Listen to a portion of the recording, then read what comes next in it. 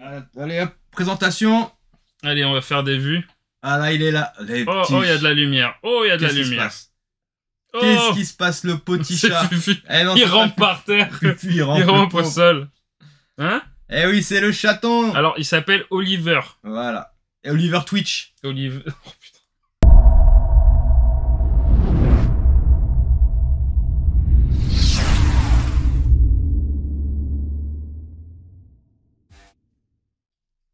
Tu pensais quoi? Boum! Boum! On a changé de décor. On est dans l'antre de Raven. C'est ça qui est C'est incroyable. ça, ouais. On est chez lui. Yo, bienvenue sur la BDR TV, j'espère que vous allez bien, ça faisait longtemps, le Gonzo et Raven Show pour parler cinéma avec des spécialistes du cinéma, avec tout le respect Spécialiste du cinéma. bien Waouh. sûr, Waouh. devant tous nos confrères qu'on respecte, de l'écran large, etc., Allociné, bon, on se place quand Ah, même... qu'on respecte. Bah oui, on respecte le travail. Officiellement, on va Moi, dire. moi je respecte leur taf, même si des fois je suis pas d'accord avec eux.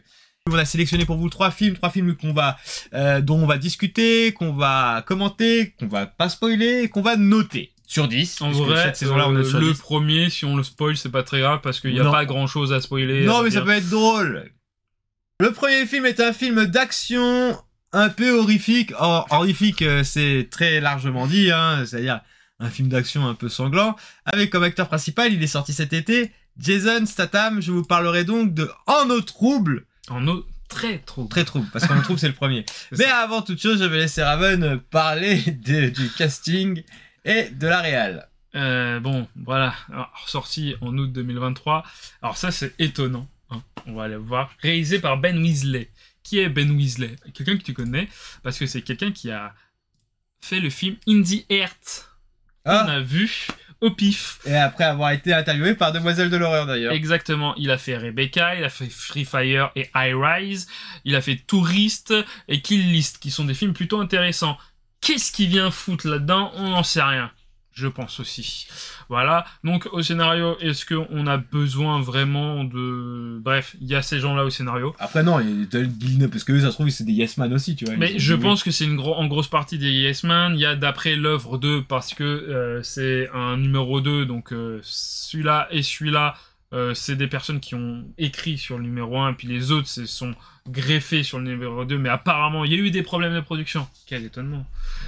Voilà. Jason Statham au casting, Jin Woo, Shuya Sophia Kay, Paige Kennedy, Sergio Peris Mencheta, Skyler Samuel, Cliff Curtis, Melissanti Mahout, et puis bien d'autres encore une fois. Et puis voilà pour le casting. Voilà, mais de toute façon, ça va être très drôle, puisque ce film reprend la suite du 1, où Jason Statham se battait avec un mégalodon.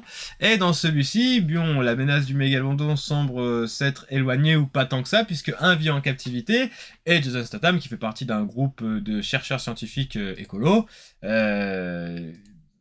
chapeaute le projet pour voir ce dernier évoluer en cage, mais sont pas trop chauds, et il découvre un minerai assez rare dans les fonds des océans.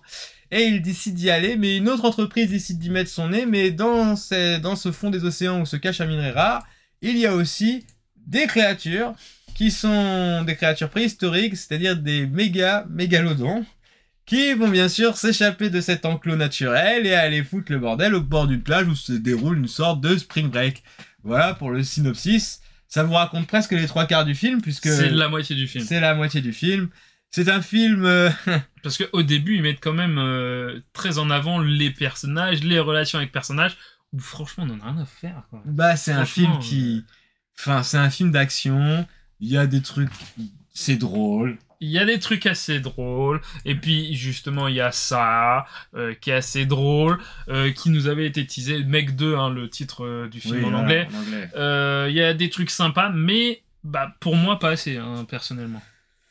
Franchement, je sais même pas si on va passer du temps là-dessus. C'est pareil, tu peux... Mais en fait, par contre, le film est honnête quand tu regardes Ah oui. peu de bandes-annonces. Il ne te ment pas, c'est sûr. Tu te fais pas avoir. Si t'as aimé le 1, si t'aimes les films de requins préhistoriques, la mise en scène, y a rien de dingue, y a pas de truc marquant. Si cette image-là, elle est cool, la gueule des requins, elle est un peu flippante.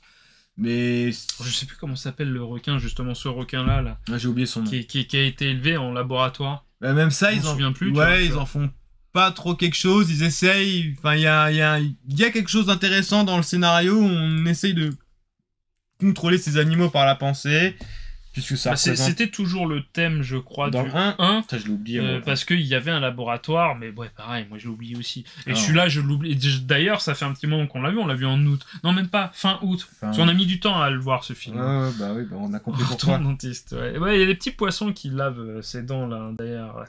Ouais. Après, niveau effets spéciaux, il y a des moments qui sont pas trop dégueulasses. Non, Il y a des franchement. moments dégueulasses, mais il y en a où je me suis dit, oh putain, c'est cool ça. Ouais, d'un dermato aussi, oui, parce qu'il y a Ouais. des problèmes de peau. Bah non, mais c'est pas... Encore une fois, c'est... Bah, il en faut des films comme ça au cinéma, j'ai presque envie de te dire, il en faut, c'est utile, ça nourrit un peu la mythologie du mégalodon, c'est... Bon, il y a du réchauffé, les courses de jet ski avec... Bon, par contre, les scènes sentimentales entre ça marche zéro. Ouais. C'est Il y a une petite fille dedans, justement, c'est celle qu'on qui voit écoute ici, pas trop. je crois. Voilà, oui, c'est elle. Euh, Qui écoute pas trop. Il y a qui- voilà, les relations entre ces deux personnages, parce que c'est un film, pareil comme dans le 1, produit par un des studios chinois. Et en fait, il y a énormément de films comme ça, blockbusters américains, qui veulent toucher le marché chinois. Donc il y a un studio chinois qui vient pour foutre un peu d'argent dedans.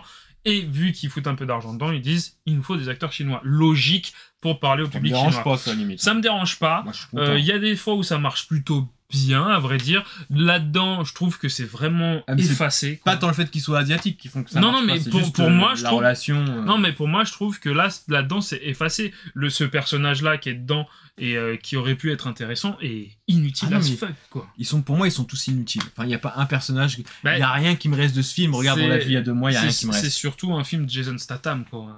C'est tout ce Bah qu'on non, voit, parce hein. qu'on a vu le dernier de Guy Ritchie. Oui, mais ce film-là, en tout cas, c'est Jason Statham en avant, Jason Statham en colère, Jason Statham en action. Jason Statham en a marre, Jason Voilà. Statham a la bonne idée pour ce... En fait, on va pas s'étendre trop sur Ouais, ce film, franchement, on peut quand même lui mettre une note là tout de suite. Hein, moi, Donc, je- note sur 10. Il va prendre un... Alors, attends. Attention, suspense. Parce que, attends, on s'est quand même marré. On savait quand même ce qu'on allait Ouais, voir. c'est ça. Donc, tu vois, faut être honnête aussi dans Quand notre on allait approche le du truc. voir... Il y a des films ouais. qu'on va voir et on nous ment et on n'est pas content. Mais là, Alors que limite, là, c'est même pas, on n'est même pas déçu. C'est ça, nous T'es même pas déçu. Ah, tu tu pas prends- menti, en Et, fait. voilà, tu prends un bon... Puis on avait vu le 1. Ouais, tu prends un bon 3. Franchement, tu prends un bon 3 sur 10. 3 sur 10. Ah, t'auras pas plus. Ouais, je pense que... Parce que, en vrai, moi, j'ai même envie de mettre un 4. J'ai failli mettre un 4, pas 4. Mais je veux le sous-noter parce, Parce qu'il y a que- il y a des films qui vont prendre 3. Non, il prend 3 sur 10. Non, pas pour 3 moi. sur 10 aussi, parce que moi, justement, comme on dit, on savait ce qu'on allait voir. Ouais, oui. Ça nous a pas menti, mais j'aurais voulu en voir plus, des what the fuck, des trucs Ouais. complètement débiles, incohérents, tu vois. Bah oui. Et il y en a pas tant que ça, même si dans ces 30 dernières minutes, c'est bien débilos. Ouais, c'est ça, il y a quand même des... Oui, j'avais oublié, mais j'avais complètement oublié cette scène, il y a des trucs terrestres. Oui, bah oui, il y a des Ouais. trucs terrestres, et puis il y a un autre. Alors, Et ça, c'est essaye ma- pas de spoiler. Il y a un autre animal qui vient des fonds marins. Ça, je aussi. savais. Ouais, Mais ça, et, du- et à la fin, on le voit qui est. Alors, pour moi, je trouve que c'est une déception. Bah, on le voit pas beaucoup. Vraiment, ouais, c'est une déception. Parce qu'on nous le tease vraiment pas mal, en Ah plus, tout le long ouais. du film. Et quand il arrive, on le voit à moitié. Pétard mouillé. C'est pétard mouillé. C'est dommage. Même les trucs des fonds marins, ça a l'air incroyable, tu vois, le truc qu'ils avaient trouvé avec ça. Je Ouais, me disais, ouais, oh, c'est... ouais. Qui si- était déjà dans 1 d'ailleurs. hein. Ouais, mais je les vois, on les a pas vus en action. Non, pas du tout. Mais Ouais. enfin, la faille des fonds marins, qui rappelle d'ailleurs Pacific Rim, Oui. y était. Et là, bah, encore une fois, on l'exploite pas de ouf. Il y a un truc qui est intéressant quand ils vont justement dans cette faille et que, comme t'as dit, il y a une autre compagnie qui vient. Je fais, oh putain, ça peut être cool. Ça aussi, c'était cool. Et je viens juste flashback, mais c'est vrai qu'il y a toute une scène qui doit durer, je pense, 20 minutes dans un décor de bateau abandonné. Oui. Il y a des trucs... Ça, c'est Ah, c'est cool. c'est genre vraiment. Alors, c'est cool, mais Ouais. c'est genre vraiment budget. Ça va, on n'use pas trop d'argent. Ouais, mais même l'idée... Incroyable. Bah, pour le coup, je vais lui faire amende honorable, je pense que c'était voulu.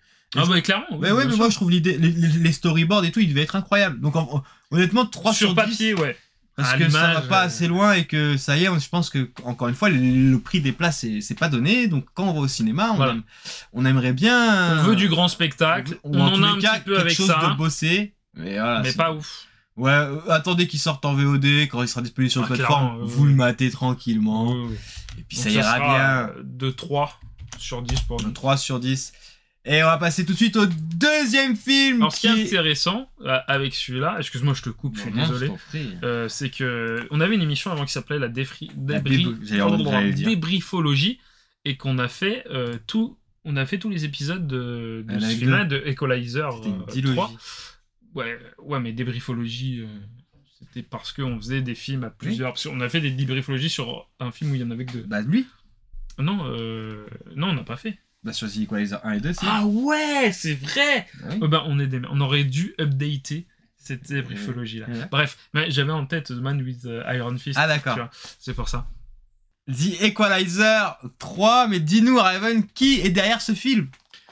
Alors, si vous avez eu la débriefologie qui est disponible en VOD sur la chaîne YouTube, bien sûr, c'est un film, alors c'est le 3e épisode, tiré d'une série Equalizer, alors je sais plus comment ça s'appelait en français, mais c'était une série qui s'appelait Equalizer aux États-Unis. Il y a eu 2 films et c'est tiré de cette série-là, de Antoine Fuqua. Antoine Fuqua, c'est qui? C'est un réalisateur que j'aime beaucoup, que j'apprécie beaucoup, parce qu'il a fait beaucoup de choses bien. On va aller tout en bas, parce qu'il a fait Training Day, avec Denzel Washington, Les Larmes du Soleil, Le Roi Arthur, qui est un petit peu moins bien, mais qui est plutôt cool. Non, franchement, il y aura pas de spoil, vraiment, on va pas spoiler. Shooter, tireur d'élite, avec Marky Mark.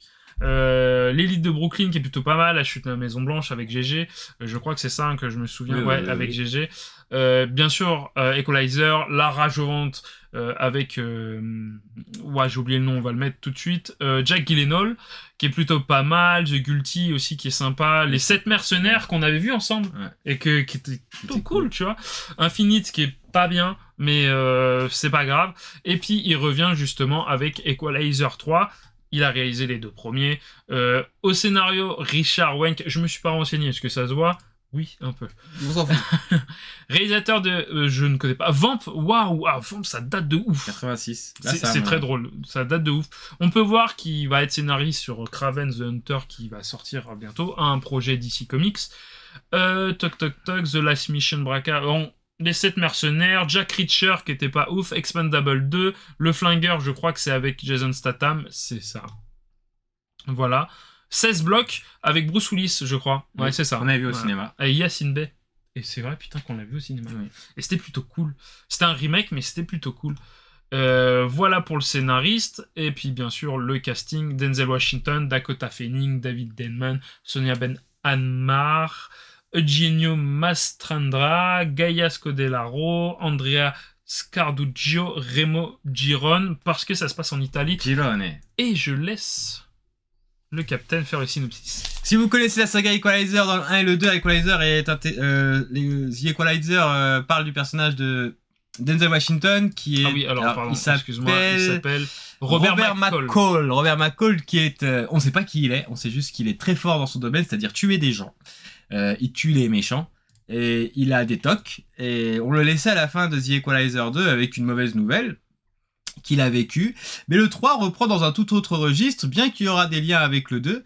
Et dans le 3, il se retrouve en Italie pour régler un problème qui va l'amener lui-même face à une situation assez compliquée, de laquelle il va devoir se relever. Mais pendant qu'il se relève de cette situation, il va devoir faire face à encore des gens qui veulent le buter, puisque c'est toujours comme ça que ça marche, The Equalizer. Sauf que là, il va falloir qu'il fasse avec l'âge qui a avancé entre les années, qui il est, pourquoi il fait ça et où il veut aller. C'est très bien abordé dans le film. D'ailleurs, il y a des scènes qui sont assez ouf. Et c'est des réponses que vous allez essayer de trouver avec lui tout au long du film. Film que j'ai trouvé très réussi et que j'ai d'ailleurs préféré au 2e opus. Oui, et je suis d'accord avec toi. C'est vrai que... Alors, moi, j'aime beaucoup le 2e... pareil, allez voir la vidéo qu'on a fait par rapport à son côté un peu série B vers la fin, tu vois. Ouais. Tu vois, on en avait parlé d'ailleurs. Et c'est vrai que... alors, je sais que toi, t'avais pas apprécié de ouf. Et ce que je comprends tout à fait. Et c'est vrai que quand... Enfin... Equalizer, c'est des films qui sont sortis pas à 1 an d'intervalle, tu vois. Non. Ils ont mis quelques temps à sortir, parce que déjà, c'est chapeauté par Denzel Washington et Antoine Fuqua, qui sont des grands amis depuis longtemps. Et, on va dire, c'est leur projet, quoi. Donc, c'est pas un truc vraiment bâclé et tout ça. Alors, après, je sais pas ce qu'il y a après de la part des studios et des producteurs derrière. Mais on a quand même l'impression que c'est une saga un peu léchée, tu vois, un peu taffée. Ah oui. Et c'est vrai que moi, j'avais une attente sur ce Equalizer 3, je trouve qu'il m'a pas trop déçu en vrai. Non, franchement, moi, il y a déjà d'une, les acteurs sont tous bons. Il y a vraiment rien. Même moi, j'avais peur que vu que ce soit en Italie, on ait un petit côté stéréotype des Italiens. De mafia et tout ça. Ouais. Alors, pas forcément lié à la mafia, mais j'imaginais, l'Italien est macho. Ouais. Et bah, pas du tout. Non, mais ouais. Et limite, bon, ça reste du cinéma, donc tu sens que c'est pas complètement réel, l'endroit où il est en Italie, mais il y a un peu une forme d'authenticité dans la mise en scène et même les plans qui sont choisis que j'ai trouvé assez cool. L'impact qu'il a, le personnage, c'est-à-dire que c'est l'une des forces de ce genre de film, que ce soit avec Liam Neeson, C'est vrai. comment il s'appelle, celui qui joue dans qui joue dans Nobody, j'oublie son nom. Je me rappelle plus de son nom. Better Call Saul, bref, l'acteur de Better Call Saul. Et Keanu Reeves dans John Wick, c'est-à-dire que les personnages, pour que ces films-là marchent en ce qui me concerne, il faut que le personnage, dès lors qu'il arrive à l'écran, soit tout de suite fort, et il faut qu'il marque les esprits, et ça c'est super important parce que du coup ça installe une ambiance et le rapport entre le personnage et son environnement, parce que ça joue beaucoup, parce que dès lors qu'on imagine ces personnages-là qui peuvent absolument tout inverser la poudre, foutre le bordel, tuer absolument pas n'importe qui font ça de Bob Odenkirk. Merci beaucoup. Merci beaucoup. Et bah, il a cette aura dans le film où il y a même un aspect christique et religieux. Oui, c'est vrai. Comme dans John Wick 3. Le début, ouais, grave, putain. C'est pas le 3, c'est le 4. Oui, parce que c'est à la fin du 3. C'est vrai, oui. Comme dans John Wick 4. Alors, John Wick, il y a toujours des aspects spirituels. Je trouve que là, c'est mieux fait dans le début, parce que c'est vrai que le début de... Alors, passer la scène d'intro qui est... Elle est ouf. Qui est... La scène d'intro... Celle-ci. Ouais, elle vous met dans le... Qui est d'ailleurs plutôt cool. Et d'ailleurs, il nous a habitués dans les 3 films à avoir une scène d'intro assez stylée. Là, qui change un petit peu, qui reprend un peu les codes du premier film, et qui, on va dire, transforme vers la fin, et qui, en fait, remet en question le personnage, justement. Ouais. Et, en fait, tout le début est un peu lent, parce que, justement, on a toute la remise en question du personnage. Et c'est assez lent, et c'est vrai, comme tu dis, il y a la dimension... biblique, alors que moi j'aime beaucoup, qui est plutôt bien traité. En Italie, ils sont... oui. En plus j'ai fait ça. J'adore Robert, il est classe de fou de toute façon. Denzel est incroyable. Incroyable acteur, Denzel. C'est des bons acteurs, et ouais, le côté théologique, ils en font pas trop dans le film. Peut-être, parce qu'il y a quand même des choses à lui reprocher. Moi, ce que je lui reprocherais, oui, il est pas parfait, c'est qu'il est hyper lent pour installer quelque chose. Et j'ai l'impression que j'en ai presque. Tu restes sur ta fin en sortant parce que t'en as pas eu assez. Parce que le film est, je pense, divisé en 2 grosses parties. Donc la première partie où il se remet en question, ça dure quand même pas mal de temps. Je pense, ça veut dire et où on a pas d'action, quoi. Vraiment, on n'a pas mais d'action. Limite, ça me dérange pas qu'il y en ait pas. Ouais, mais il y a un peu une tension ça traîne en longueur. Il y a le fait de, tu sais, quand il monte les marches et tout ça, quand il se remet tout ça, tu fais, putain, ça prend contre-pied de ce qu'on a vu dans les 2 autres premiers épisodes. Ah, je pense que Denzel Washington, oui. Parce qu'il avait sorti une phase à Will Smith après qu'il ait giflé Chris Rock pendant les Oscars. Oui. Il est... Ce qui est intéressant, c'est qu'il est croyant, mais ce n'est pas une personne comme Tom Cruise qui le crie sur tous les toits et qui veut le montrer. C'est pas de prosélytisme. Et tout ça. Et qu'en fait, lui, donne de l'argent pour des écoles, pour des Afro-Américains, comment on dit, déscolarisés. Déscolarisés, mais en manque d'argent, comment on dit, défavorisés. Dont l'école était Chadwick Boseman, l'acteur de Black Panther, dont un jour Chadwick Boseman, quand il a reçu un prix, je crois, je ne sais plus c'était pourquoi, a remercié Denzel Washington qui était dans l'assemblée. Il a dit c'est grâce à toi. D'ailleurs, de toute façon, Denzel Washington est quand même une figure dans le milieu hollywoodien et acteur afro-américain énorme, qui a touché beaucoup d'afro-américains et qui a donné l'envie à beaucoup d'afro-américains de jouer au cinéma. Qui, je pense, a donné la possibilité à beaucoup d'acteurs. Et Chadwick Boseman le remerciait lors de cette soirée. Et tu voyais la gêne sur...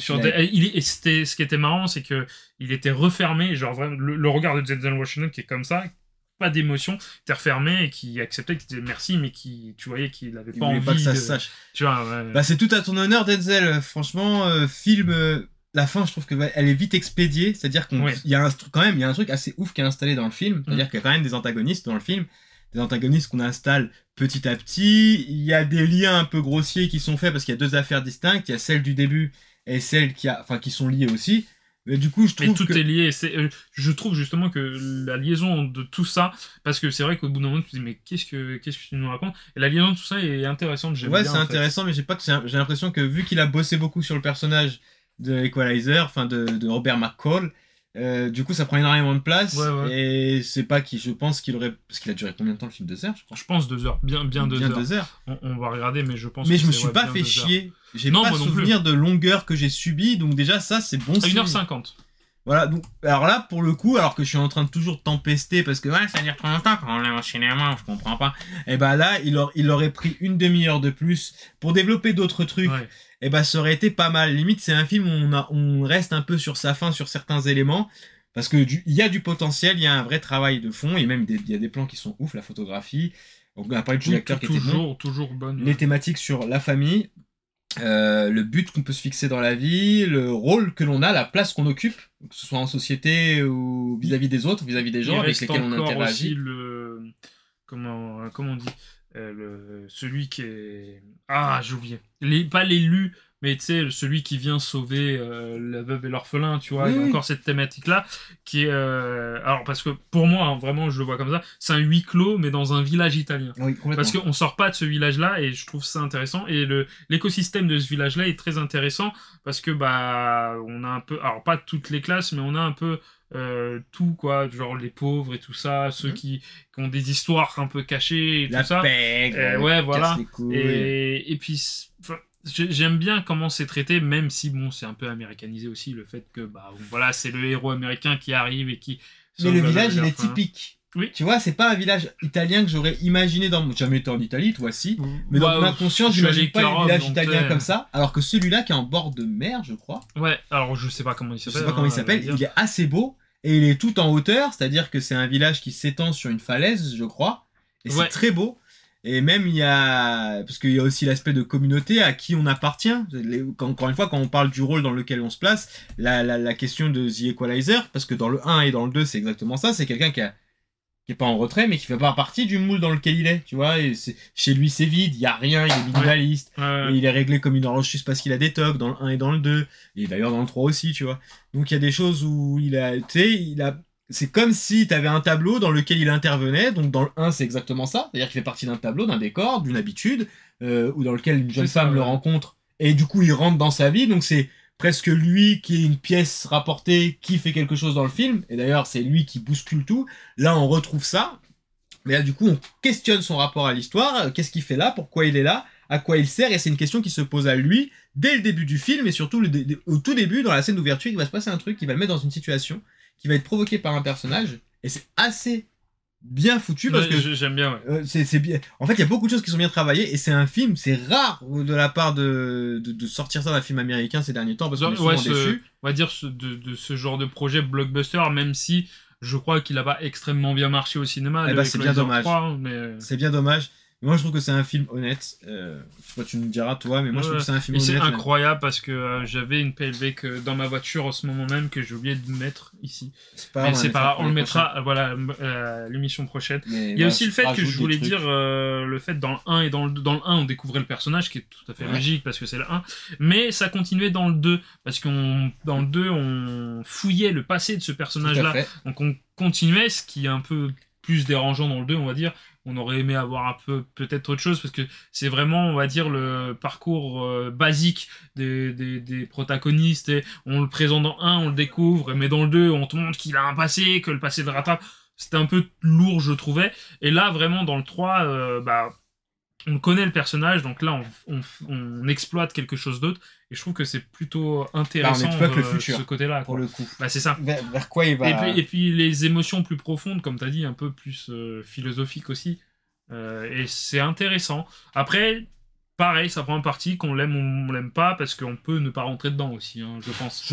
Moi, je suis client. Moi aussi. Ce genre de film, c'est complètement ça passe beaucoup. Ça passe bien. Après, comme il dit, c'est pas parfait. Il y a quelques longueurs, il y a quelques trucs ou quelques scènes où on se dit... Ah bon? Le début, il est long quand même. Ok. T'as le droit. Moi, je trouve que le début est un peu long. Parce que, en fait, c'est pas qu'il est long, je pense qu'il manque un petit peu de rythme. Alors, toute la première partie, on va dire, de la remise en question. C'est pas très rythmé. Enfin, c'est pas très rythmé. Attends, je viens de comprendre ce que tu viens de dire. Mais c'est pas nul parce que tout ce qui est raconté est intéressant. Mais c'est vrai qu'en fait, on a l'impression qu'il justement développe son personnage et tout son message et son intention dans la première partie. Qu'après, justement, il nous offre l'action qu'on attendait. Ouais, vas-y. du film, et ce pourquoi on est venu voir, hein, en fait, Equalizer. Et après, vu que on a une première partie qui installe l'histoire, les personnages et tout ça, la deuxième partie qui nous montre l'action et tout ça, il faut conclure. Et on n'a pas 3h10 pour conclure, donc après tout part vite. Donc tout est un peu expédié, et ça revient, on va dire, dans le film d'action américain, en mode, bon, on n'a pas le temps, allez, hop. C'est dommage. Voilà. Franchement, c'est dommage, parce que c'est... Moi, j'aime beaucoup ces personnages-là qui ont une aura, qui cassent tout. C'est-à-dire qu'on se pose pas la question de s'ils vont s'en sortir, c'est plus comme, c'est juste de quelle manière ils vont le faire, parce qu'on le sait, mais même si on sait toujours que ça se passe bien. Oui, après, oui. Et même quand encore dans celui-là, j'ai réussi à douter.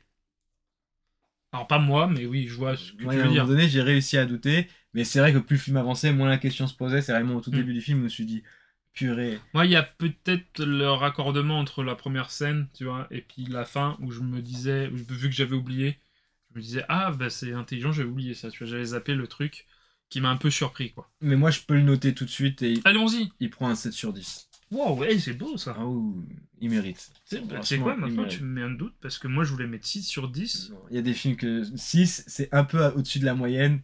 Et je peux pas lui mettre 8, 9, 10 parce que 8, 9, 10, le 1, je lui mettrais 8. Après, c'est vrai que, en fait, moi, je le note pas par rapport aux autres films, par rapport à la saga, mais c'est vrai que t'as raison. Le 1, je lui mettrais 8. Je crois que le 1, je lui avais mis un 4 sur 5 d'ailleurs. Le 1, on l'avait bien noté. Ouais, j'avais mis un 4 sur 5. C'était pas un 4,5, je sais pas si on était sur les demi ou pas. Le 1, il a pris une excellente note. C'était dans les premiers, ça, c'est vrai. Ouais, le 1, il a pris une excellente note, et du coup, celui-là. Ouais, non, je pense que je vais pas au partir niveau comme du toi 1, aussi, mais je le mets au-dessus du 2. Le 2, je crois qu'il avait pris un 3 sur 5. C'est sûr, les deux ont pris la moyenne. Donc si le 2, 3 sur 5 x 2, ça fait 6 sur 10. Donc moi, je lui mets un 7 pour couper la poire en deux, parce qu'il est pas au niveau du 1, mais ça reste pour le coup une conclusion honnête. Et ça reste une bonne surprise aussi. Oui, donc et ça nous surprend, une bonne conclusion. C'est un bon gros 7 sur 10 que je lui mets. Hein. Ouais, moi je pense... moi je voulais mettre 6 parce que c'est vrai que c'est pas le moins bon que j'ai aimé, parce que le 2 je le trouve cool, mais pas pour les mêmes raisons. Tu vois, mais c'est vrai, non, je vais partir comme toi sur le 7 sur 10. Allez, c'est 7 sur 10 pour The Equalizer 3. Ça reste du bon divertissement, et dans ce genre de film-là, ce qui se fait de mieux au niveau américain. Si vous aimez, n'hésitez pas. Ah, j'avais oublié qu'il était revenu. Oui, il est revenu. Et alors là, mesdames et messieurs, si vous êtes encore en ligne, oui. Là, honnêtement, vraiment tous autant que vous êtes 2 ou 50 ou 50 000, soyons fous. Parce que peut-être que vous êtes 50 000. C'est vrai qu'on a beaucoup parlé, là, excusez-nous. Celui-là, il est tout frais. On l'a vu la semaine dernière ou il y a 2 semaines? La semaine dernière. Le film, c'est The Old Walk, le nouveau Ken Loach. The Old Hawk. Et je vais laisser Raven parler du casting et de la réal. Qui était férié, c'est ça. Alors, le casting, donc, on va parler de Ken Loach. Je vais mettre sa filmographie parce que je ne l'ai pas en tête. Voilà toute sa filmographie. C'est un homme qui est très prolifique depuis des années, depuis 66. Je n'ai pas vu tous ses films parce qu'il y en a beaucoup, j'en ai vu quelques-uns. Lady Bird, je l'ai vu. Bref, je ne vais pas tous les citer, mais il y a surtout ce film-là, Sweet 16, et Looking for Eric, qui a fait beaucoup parler. La part des anges aussi, qui a fait beaucoup parler. Mais avec... le Captain, on a vu moi Daniel Blake. En fait, je l'ai tiré. Vous venir voir moi Daniel Blake parce que c'est vrai que t'étais pas. Je me rappelle que t'étais pas super optimisme en mode. Je t'ai dit viens, on va voir un film anglais d'auteur. Oui. C'était pas gagné, tu vois. Sûr.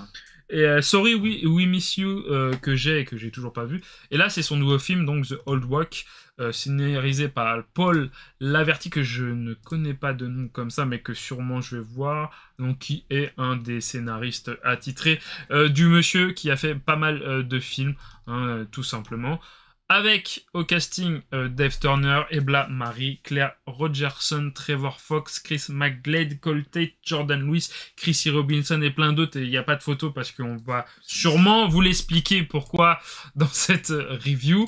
Voilà, je pense qu'on peut passer au synopsis. Le synopsis raconte l'histoire de réfugiés qui viennent de Syrie, qui fuient le conflit, qui arrivent dans un petit village d'Angleterre par le biais donc certainement d'une association qui est chapeauté donc par le personnage principal qui s'appelle TG, mais qui tient aussi un pub dans ce vieux village anglais qui tombe en ruine, donc et le pub et le village, oui. Où la misère, le chômage, les familles monoparentales, l'éloignement des grandes villes, donc aussi la désertion médicale, etc., font que c'est un endroit où il fait malheureusement pas très bon vivre. Et on essaye un peu d'amener de la chaleur pour les autres. Et la venue de ces réfugiés syriens pose un problème pour les habitants, puisque bah, vous comprenez, hein, ils ont rien à faire ici. Pourquoi ils viennent ici? Et Ken Loach va raconter une histoire qui va parler d'une réfugiée syrienne qui est amoureuse de la photographie et de TG qui est le gérant de ce pub et qui aide à leur insertion, j'ai pas envie de le payer à ce moment-là, qui aide à l'intégration et surtout à leur donner un nouvel espoir pour vivre et pour exister. Quel mot, le mot espoir? Parce que là, Ken Loach, déjà dans Moi Daniel Blake, quand j'ai découvert ce réal, alors, il était fort, mais alors là, dans ce film, il y a tellement de choses à dire. Il y a vraiment beaucoup de choses à dire. C'est-à-dire que s'il y a vraiment un film que vous devez, vraiment, si je devais vous dire, faut que tu ailles voir ce film, alors j'aime pas qu'on me dise ça, mais là, faut que vous alliez le voir. Et là, vraiment, faut donner de la force à Ken Loach, déjà parce que Ken Loach, on sait ce qu'il pense en tant que scénariste d'un point de vue politique. C'est pas quelqu'un qui s'est gêné pour donner son avis. Et moi, je suis plutôt d'accord avec certaines choses qu'il dit, en tous les cas. On va dire qu'on est dans le même camp. Voilà. En tous les cas, je suis... Et il a une manière de raconter les histoires. Ken Loach... Vas-y, parle, commence, parce que moi, je vais plus m'arrêter. Ouais, c'est... Alors, ouais, Ken Loach est quelqu'un qui parle du monde de manière un peu dramatique, mais qui montre aussi ses faiblesses, et qui le montre frontalement. Et bah ouais, dans Moi Daniel Blake ou dans ses autres films, c'était bah voilà, comme on dit, image pas ses mots. Et dans ce film-là, encore plus. Et c'est d'actualité, hein, clairement, on va pas se mentir. Et c'est juste incroyable, tout ça. En vrai, je sais pas quoi dire parce que qu'est-ce que je pourrais dire? Je pourrais parler du fait que la réalisation est presque comme un documentaire. C'est le style de réalisation BBC. Si vous connaissez un peu les films anglais produits par la BBC, c'est le style. Il a un peu gardé le même style de l'époque et tout ça, parce que c'est un vieux bonhomme, hein, quand même, maintenant, Ken Loach. Et il garde cette réalisation proche, on va dire, des personnages. Parce que j'ai même envie de dire personnage et pas acteur. Je pense qu'on y viendra après. Et qui filme en vrai la vérité, qui le filme frontalement et qui est super... comment on dit? Qui prend aux tripes. Et c'est ça que j'aime beaucoup dans son cinéma. Et bah ouais, dans ce film-là, on va dire que tout simplement... il y a une histoire... Ça c'est dur. Et je pense que c'est peut-être ça que je reprocherais au film, c'est... Alors, c'est dur parce que c'est la vérité, tout simplement. Hein. Il filme la vérité, il filme le monde comme il est. Mais c'est vrai qu'au bout d'un moment du film, je me suis dit, mec, c'est plombant, c'est dur, c'est... Et heureusement qu'à un moment du film, il prend un parti, parce que je me suis dit que s'il allait continuer dans la lignée de Moi Daniel Blake, j'aurais... c'est simple, tu sors de la salle de cinéma, t'es en dépression, quoi, tout simplement. Hein. T'as envie de foutre des claques à des gens, quoi. Honnêtement... Franchement, déjà d'une, moi ce que j'ai dit à Raven, je lui ai dit là, c'est la manière dont c'est filmé. Les acteurs sont excellents, vraiment. Là, on n'est pas sur même si c'est un jeu anglais, il y a une honnêteté, une sincérité dans le jeu de tous les acteurs. Et même les pourris, ils nous révulsent, mais parce qu'ils jouent extrêmement bien. Parce qu'il y a des acteurs qui vont, il y a des personnages, parce qu'on ne parle pas d'acteurs, et il y a des personnages qui sont racistes, qui le font savoir, qui le sous-entendent, avec les... Pareil, c'est-à-dire pourquoi ils viennent ici, c'est parce que nous déjà on n'a rien, pourquoi eux ils vont avoir ce que nous on n'a pas, exactement le même genre de thématique qui est arboré par des idéologues de merde qui passent dans des chaînes telles, bref je vais pas les nommer, mais des idéologues de merde qui aiment bien monter les uns contre les autres, et Ken Loach en fait là-dedans dans cette confrontation qu'il oppose entre deux mondes qui ne se connaissaient pas, donc un qui fuit un conflit et un qui vit une guerre sociale, qui ne dit pas son nom. Il va mettre donc les différences, il va les mettre à l'écran, c'est-à-dire qu'il forcément qu'il y a une différence culturelle, et encore que c'est même pas trop appuyé, puisque ces gens-là ont volonté, et c'est voulu ça dans la mise en scène, à s'effacer. Le seul personnage qui essaye plus ou moins d'exister, c'est la jeune photographe, parce qu'il y a aussi à raconter une histoire par l'image, chose que tous les photographes, quel que vous soyez amateur ou professionnel, lui il prend des photos, voilà, quand on prend une photo c'est qu'on veut capter une émotion, capter un instant, et ils sont forts les acteurs de l'école full British. Ah non mais oui, d'ailleurs l'ITENA franchement. De toute façon oui, les acteurs anglais voir de toute ce façon, film là. C'est de base des acteurs de théâtre. Ben oui, c'est des acteurs de théâtre, mais alors qu'est-ce qu'ils sont bons, mais c'est même en dehors de l'acting. Ken Loach, parce que là je pense qu'il y a une équipe qui bosse là derrière, quand on voit que c'est le même scénariste, le même réal. Je pense que pareil, ça doit être le même photographe. Nous on l'a vu en VO, la VO est ouais. hyper importante parce que les personnages parlent aussi en arabe. Oui. En arabe syrien, alors je crois que c'est de l'arabe littéraire, et il y a des moments où le film n'est pas sous-titré, mais c'est voulu, parce que cette histoire de compréhension entre les mondes est voulu, et je crois même que les personnages sont vraiment syriens. Oui, alors, encore une fois, voilà, on revient pourquoi on parle de personnages et pas de... et pas d'acteurs, parce que on soupçonne, on s'est pas renseigné à vrai dire, mais on soupçonne très clairement que dans le film, il y a juste des personnes, c'est pas des acteurs, c'est des vraies personnes, et il y a des moments, je pense que c'est leur vraie vie, tout simplement. Comme on voit sur cette photo, il y a des personnes, à mon avis, tout simplement, ils viennent jouer leur rôle dans la vraie vie. Et même dans ce village-là, sans parler des réfugiés qui viennent, les personnes qui habitent dans le village-là, il y a moyen que ça se trouve dans le village où il a tourné, c'est des gens qui habitent le village. Probablement. Il y a vraiment, et elle le dit très bien, hein, Loach, excellent directeur d'actrices, aussi y compris avec les jeunes actrices, voire amateuristes. Et oui, Ken Loach, pour moi, c'est... Alors, pourtant, j'ai pas vu beaucoup de films de lui, j'en ai vu que 2, celui-là, c'est le 2e. Moi, ce film-là m'a ému. C'est-à-dire que tu vas au cinéma, dans un petit cinéma de quartier à côté de chez lui, tu te dis, ouais, primé à Cannes, mais...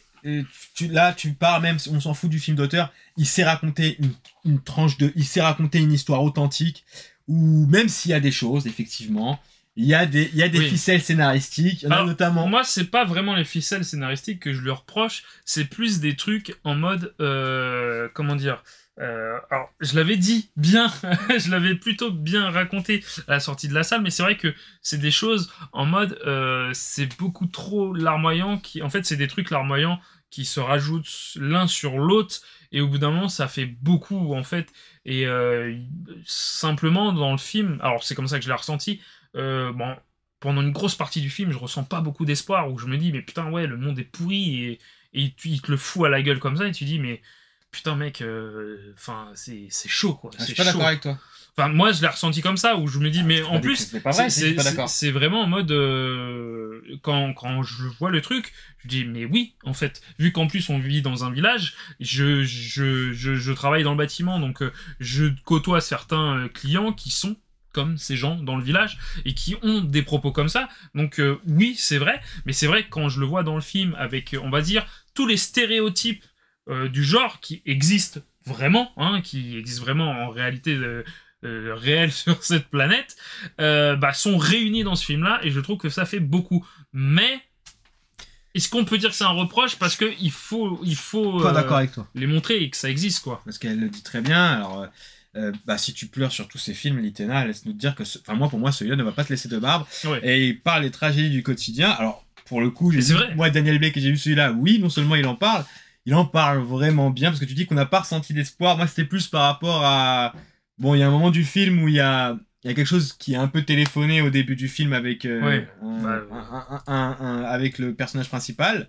On spoil pas, mais on vous met une image. Et il y a un truc qui se passe à un moment. Alors, le lieu où ça se passe n'est pas un hasard, parce que ça se passe dans un endroit bien particulier, et on sait pourquoi après l'histoire, cet événement se passe à cet endroit-là, mais ça se passe d'un coup comme ça, tu vois. Comme si... Bon, là, pour le coup, c'est pas un reproche, monsieur Loach, hein, mais pourquoi on le met à ce moment-là et de cette manière-là? Donc ça, c'est le seul truc qui m'a fait tiquer du film. Honnêtement, il y a beaucoup... je vais le redire, il y a énormément de merde, surtout ces dernières semaines.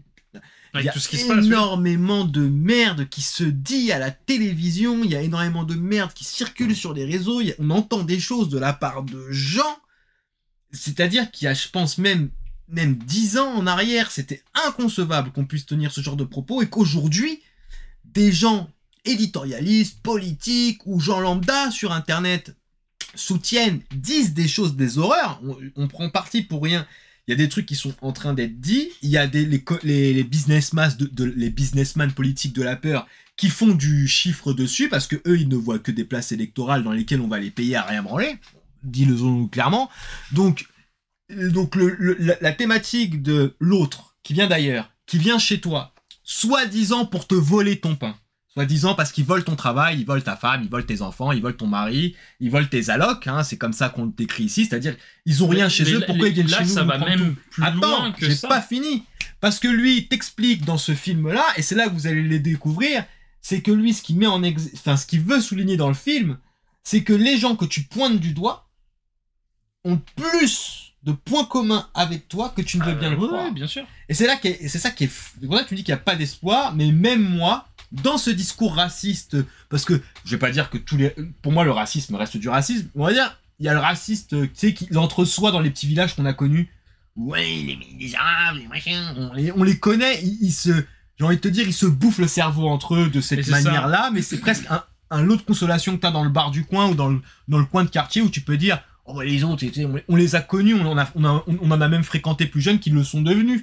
Mais là, pour ça que moi j'avais de l'espoir, c'est que même en voyant ça, quand tu parlais de misérabilisme, quand je les voyais parler de racisme dans le film de Ken Loach, ils plantent le décor où ils sont en train de se plaindre. Ouais, bien sûr. C'est pas les gens qui sont les éditorialistes ou les politiques, le UKIP en ce qui concerne la Grande-Bretagne, qui fait du business sur la peur et qui ramasse les voix de ces gens-là. Mais tu vois que ces gens-là vivent dans le désespoir. Et que la seule chose qu'ils ont, c'est ça. C'est ce racisme. Et alors l'image, qu'est-ce qu'elle est intelligente. Qu'est-ce qu'elle est intelligente. Mais alors, je pourrais en parler des heures de ce film. Il y a beaucoup de choses à dire. Après, on veut pas trop spoiler parce que... On n'a rien spoil du tout. Il faut le montrer aux jeunes. Oui, bien sûr. Mais il y a même, comme tu dis, quand ils disent, oui, parce qu'ils le disent d'ailleurs dans le film, oui, ils viennent prendre notre place, voler notre travail, notre femme, machin, mais ça va même plus loin. Là, en fait, c'est que ils ont, justement, tout autour de ce bar, ils ont, comme tu as dit, vu qu'ils ont rien, c'est la lubie du pub, de venir au pub, de boire, ils le disent de toute façon, pour se détendre et de se lâcher, de dire des trucs. Sauf que là, il y a ces gens-là qui arrivent, et pourquoi pas, ils peuvent pas aller dans ce bar-là, tu vois, parce que eux, ils se disent, mais non, c'est notre espace privatif. Ils boivent pas d'alcool. Ouais, oui, et ils leur disent ça. C'est ça. Alors, ouais, il y a ça mais ça, c'est la sexualisation aussi. Oui, pourquoi tu parles à donc l'autre personnage féminin, je sais plus comment elle s'appelle, c'est quoi son nom? Je pense que c'est... alors, attends. Je pense que c'est plus Yara. Yara. Je pense que c'est plus en mode pour le blesser qui dit ça. Oui, mais du coup, ça montre aussi oui, c'est une que tu vois, quand on attaque avec une réfugiée, tout de suite, si tu la fréquentes, si tu l'aides, c'est parce que t'as des faveurs sexuelles de sa part. Ça, exactement. Et en plus de ça, parce que c'est là aussi, vous voyez, vous avez vu La part des anges de Ken Loach? Moi, je l'ai vu, oui. Ah bah moi je peux voir maintenant du Ken Loach. Ken Loach, ouais. Mais alors, je pense que la plupart de ses films sont à voir. Franchement, moi Daniel Blake, j'y suis pas allé. Quand il m'a dit voir moi Daniel Blake, j'ai fait ouais si tu veux. Et même celui-là, à la base, on devait pas, c'est vrai qu'on voulait pas le voir, il m'avait proposé plein de films, et j'ai dit, vas-y, Ken Loach, c'est une valeur sûre. De base, on allait peut-être voir le Scorsese, d'ailleurs. La part des anges, je suis complètement chaud, mais alors le truc, c'est que quand tu ressors de ces films, moi... tu regardes pas ces films tous les week-ends, et puis même l'histoire, parce que, il y a encore une fois, il y a un rapport à la photographie, il y a un rapport à l'image, il y a un rapport à la lutte des... Alors, je vais pas dire la lutte des classes, je vais pas manquer de respect à son travail, en tous les cas, à la lutte ouvrière. Non, mais oui, il y a même une scène du film qui a été tournée, et pour moi, c'est une certitude. J'ai même pas besoin de faire de recherche, j'en suis sûr, qui a été tournée réellement. C'est-à-dire, mais il a intégré c'est la réalité. Donc, La part des anges, bien sûr que je pense que ce réalisateur est ne serait-ce que l'un des meilleurs. Enfin, en tous les cas, dans le film, j'ai pas envie de dire d'auteur, dans ce style de film, quand il faut raconter des choses simplement. Parce que le pire, c'est qu'il n'y a pas de mise en scène. Mais il y en a un petit peu quand même par rapport à la photographie, qui est d'ailleurs plutôt bien pensée, parce que le film s'ouvre sur une photo où il y a des commentaires derrière. Et c'est une ouverture incroyable. Hein. C'est dingue de ouf. En plus, le personnage principal et on peut dire ça. Enfin, pour moi, je parle du drame vraiment social, mais c'est vrai que c'est un drame social. Moi, Daniel Blake, et ça aussi, c'est un drame social. Hein. Oui, non, mais je parle du style de drame intégral du cinéma pardon. Entier, pas que social, parce qu'on va pas le ranger dans une cage. Je pense que dans le film de drame, c'est voire peut-être le meilleur, tout simplement.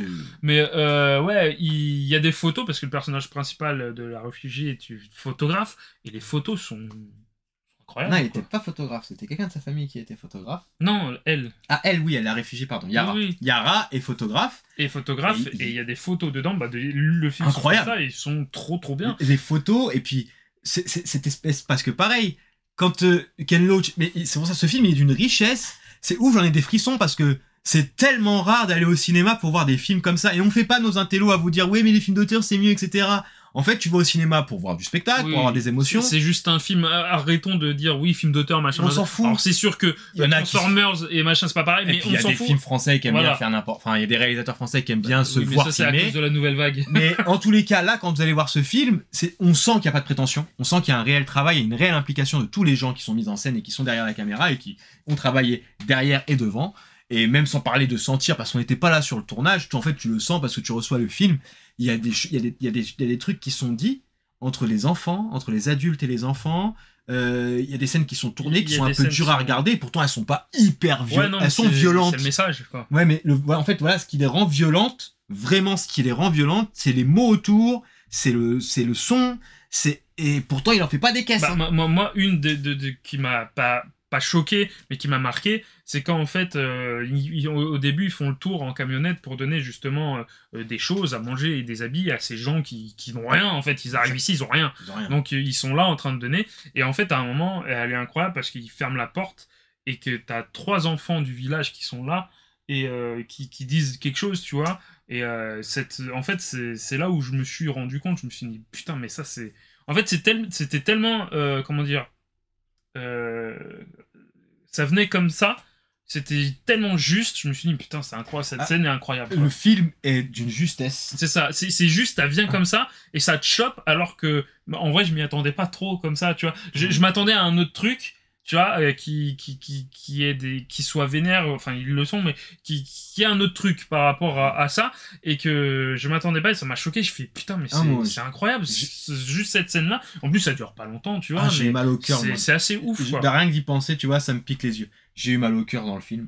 On voit beaucoup de moments, hein, de toute façon. Ah ouais, non, j'ai eu mal au cœur dans le film, parce qu'en plus, il raconte la réalité, et quand tu la racontes comme ça, c'est tellement plus évident. Tu vois, il y a il y a des connards qui vont vous dire mais c'est de la propagande. On t'emmerde, ceux qui disent que c'est de la propagande. Va te faire foutre, casse-toi sur Mars, nous fais pas chier. Ce qui l'est peut-être, mais de la propagande pour les bonnes choses, quoi, en fait, tout simplement. Je sais même pas si c'est propagande. Pour moi, tu vois, parce que le terme propagande rentre dans une logique. Alors après, j'ai peut-être pas non plus la bonne définition de propagande, mais pour moi, c'est de la propagande qu'il faudrait montrer à des gens pour qu'ils ouvrent les yeux. Je sais même pas si c'est ouais, d'accord, donc dans un sens métaphorique, mais c'est vrai que montrer ça à des jeunes, parce qu'en plus, c'est ça, en fait, pour leur dire, juste, en fait, pour leur apprendre. Ça sonne tellement avec la réalité, parce qu'elle est comme ça. On a connu, nous, des gens qui étaient racistes. C'est ce qu'on a dit à la fin. On s'est dit, nous, on vient d'un village, et que des moments qui se passent, on les a vus de nos yeux, quoi. Donc tu peux même pas faire de la propagande avec quelque chose qui existe.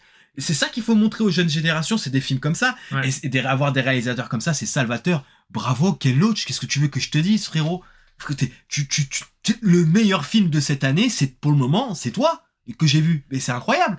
C'est incroyable. Eh oui, et en plus, j'avais envie on sort de la salle, je lui dis, bon, bah, on se jette sous un train.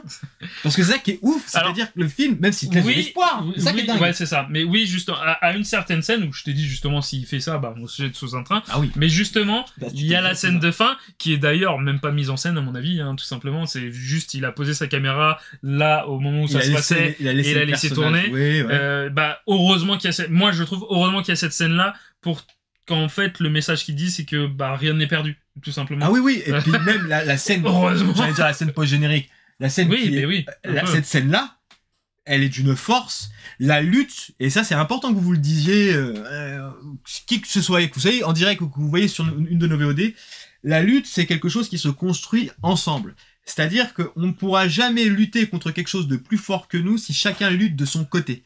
La convergence des luttes est une réalité ou une question qu'il va falloir qu'on se pose à bien des niveaux, c'est-à-dire que ce soit à un niveau politique, c'est une chose que les responsables politiques se posent la question, mais même nous, dans nos singularités, il va falloir que l'on comprenne, à terme, je l'espère, que ça profite toujours aux mêmes, ceux qui sont au-dessus, et ça toujours à la défaveur de ceux qui sont en dessous. Et ne croyez pas parce que vous touchez avec votre femme que vous êtes propriétaire sur les 30 ans qui viennent, et que vous touchez un salaire à deux et que vous éduquez vos gosses et que vous êtes sur la tranche d'imposition qui vous permet de payer des impôts et du coup, bah, on finance des gens qui branlent rien, ne pense pas que toi, tu es à l'abri, que tu es quelqu'un qui est l'exemple pour ce système. C'est complètement faux.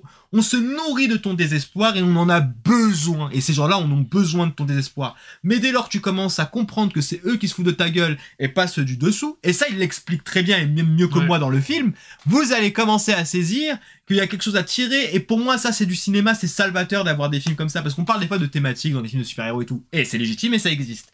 Mais là, raconté avec une telle justesse, c'est du papier. C'est pas parfait. Parce qu'il y a des trucs qui m'ont interpellé dans le film. Mais honnêtement, s'il y a un film que vous devez aller voir à tout prix, parce que vous avez envie qu'on vous raconte une histoire, une vraie histoire, où l'injustice, l'intolérance, la misère sociale, la réalité des femmes seules, tu vois, oui. Dès lors parce que la misère, souvent, parce qu'encore une fois, dans cette société-là, c'est les minorités qui prennent, et les femmes prennent aussi, tu vois, parce que Yara, c'est pas pour rien qu'elle est représentée par une femme, mais il n'y a pas que Yara. Il y a d'autres femmes qui racontent d'autres histoires, et les enfants aussi, toujours les plus faibles qui prennent, que ce soit dans une guerre, que ce soit, regardez, on parle de les guerres, c'est quoi l'arme de guerre qu'on utilise le plus, à part les armes létales? C'est le viol, c'est les enfants et les femmes qui sont toujours les premiers, en première ligne. Bah, surtout, alors je sais plus c'était dans quel pays, mais c'était en Afrique où Congo. Il y avait le docteur réparateur de femmes. Ah bah, c'était au Congo. C'était au Congo, donc voilà, où c'était la guerre par la peur et du fait que en bien fait, sûr. tout simplement, c'était même plus du viol. Non, c'est une arme de guerre le viol. Hein, et c'est ça. Bien sûr. Il prenait des femmes et des enfants et en gros, il détruisait le fait qu'il pouvait avoir encore d'autres enfants, et c'est pour ça d'où l'histoire du docteur réparateur de femmes. Parce qu'il y avait énormément de femmes qui avaient été mutilées au niveau génital, qui venaient le voir et qui en fait lui tout simplement qui reconstruisaient un peu, essayaient de reconstruire une partie de leur féminité, et c'était une des armes de guerre qu'avait justement alors je sais pas c'était quoi le conflit entre qui et qui, mais les méchants, on va dire. Mais ouais, non, les méchants. Mais ça s'est vu aussi, bien sûr, en Ukraine. Mais de toute façon, depuis longtemps, hein, déjà au Vietnam, et même bien avant aussi, hein, voilà. Première Guerre mondiale, tout ça. Systématiquement. Les récits sont... Bah, moi, c'est simple, j'en ai entendu en podcast. C'est pas parce que j'ai pas le courage, je sais que ça existe, mais alors c'est tellement horrible. C'est-à-dire jusqu'à où ça va. Alors peut-être, je ne sais pas. Alors je sais pas s'il avait eu un prix Nobel, il a eu un César, je crois. Je sais que... un César, il me semble. Là, on parle du docteur, non? Ou... peut-être le docteur. Moi, j'étais sur Ken Loach. Ah oui, Ken Loach, bien sûr qu'il en a eu. Je me doute pas. Mais je crois qu'il parle du docteur réparateur de femmes, mais qui... Et il a eu un prix Nobel apparemment. Hein. Peut-être. Alors je sais qu'il a été reconnu, mais il faisait ça depuis des années déjà, parce que la guerre qu'il y avait là-bas au Congo, ça fait des années. Toujours. Et c'est ça. Ça ne s'est jamais arrêté. Ouais, mais quand on a en fait entendu parler du docteur, ça faisait déjà des années qu'il faisait ça. Et en fait, ça a été démocratisé parce qu'il y a des gens comme Medine et tout ça, quand on fait de musique, quand on fait des articles et tout ça, et qu'on en parlait. Mais peut-être qu'il a eu le prix Nobel. Mais ce film-là raconte la violence avec laquelle, bah voilà, ces populations qui sont des populations fragiles. Quand je dis fragiles, c'est d'un point de vue capitaliste de la chose, c'est-à-dire que les familles monoparentales, les réfugiés, aussi la logique sexiste qu'on peut retrouver dans les pubs avec des groupes d'hommes alors qu'il y a une femme à un moment donné avec eux. Oui. Mais pas... qui prend parti aussi, mais enfin il y a des retournements de situation. Il y a même des questionnements que les personnages se passent, mais c'est même pas appuyé, et c'est presque... Tu vois, le spectacle, des fois, il est tellement affligeant que même certains se posent la question. C'est-à-dire qu'il y en a même dans leur racisme de comptoir, de village. Ils se disent c'est trop. Bah, ouais, même eux, je pense que même, tu sais, tu prends un groupe de racistes du PMU de Dédé. Vraiment, tu prends les 5 Robert de 65 ans. Ouais, les Arabes, les Noirs, les machins, ouais, mais les babonnes. Bah, je pense que tu prends les 5-6, tu les fous face à une situation X ou Y. Ils peuvent s'engrainer, mais il y en a qui peuvent dire ça non. Tu vas trop loin, Michel. On peut parler aussi, on parlait pas que des Ouïghours, mais oui, ça fait partie. Oui, mais il y a énormément de peuples. Il y a énormément de populations opprimées. Les Tibétains aussi. Ken Loach, là, c'est-à-dire que tout ça, il arrive à. Enfin, nous, c'est l'interprétation qu'on en fait. Et d'ailleurs, bonjour Anaël, bienvenue sur la BDR. Oui, j'avais pas vu que c'était Anaël, pardon. Excuse-moi, t'as pas vu Anaël. On était tellement à fond dedans, mais Ken Loach, vraiment ce film, The Old Oak. merci, et pas du tout merci Ken, parce que tu nous as tout détruit le moral. Rappelons que le viol est l'équivalent d'un meurtre, sûr. tout à fait, même si la victime ne meurt pas sur le coup, ça détruit à tel point Mentalement, bien qu'on sûr. peut parler de meurtre, et beaucoup de victimes ne s'en remettent jamais, voire mettre fin à leur jour suite à ce trauma. Voilà, c'est le point violence sexuelle, et le... je sais pas c'est quoi l'autre S. Je sais pas. Mais oui. Ouais. Violence sexiste et sexuelle. Oui, sûrement. Voilà. Eh bah oui. Ah oui, effectivement, le viol est... Mais bien sûr, mais toute forme de violence, de toutes les manières. Et nous, on n'est même pas des victimes. Tu vois? Moi, je suis pas une victime, t'es un ouf, quoi.